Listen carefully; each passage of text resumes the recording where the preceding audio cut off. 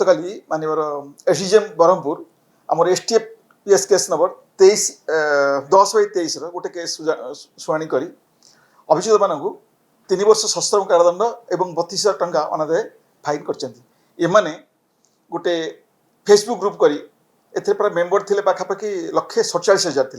यार मेन लोक थिला पुठाणी सामंत लेंका नयागढ़ आ गोटे हूँ आपणकर मोहम्मद इकबाल हुसैन महाराष्ट्र आ गोटे थिला अभिजीत संजय ये हूँ ये महाराष्ट्र एमाने गोटे ग्रुप करी ओटीपी शेयर करी जो सिक्रेसी टाइप करते से नेशनल सिक्यूरीटी अफेक्ट करता यही कनेक्शन गोटे केस होता 7 जन को अरेस्ट कराइला एवं तांको फटा कराइला।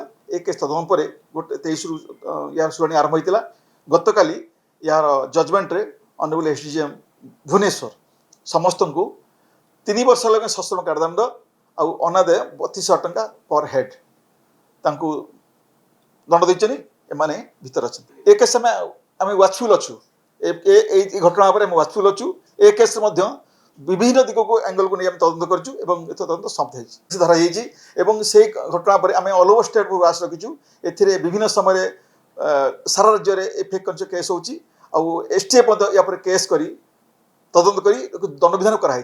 ए वर्ष आमर ए केस हूँ 5मतम conviction is the 5th conviction of the year for STF. तापर आम वाचफुल अच्छु आम टीम फील्ड एक्टिव अच्छी एवं प्रति जिला परिषद आम संपर्क रखी तापर आम वर्कआउट कर तो इनफर्मेशन जहाँ आसूँ वर्कआउट कर से स्पेसिफिक रिलायबल इनफर्मेशन वर्कआउट कर आईएससी टिटलागढ़ धरछन एसटीएफ तदंत कर धराई आज आम जीवु से जीवु आम टीम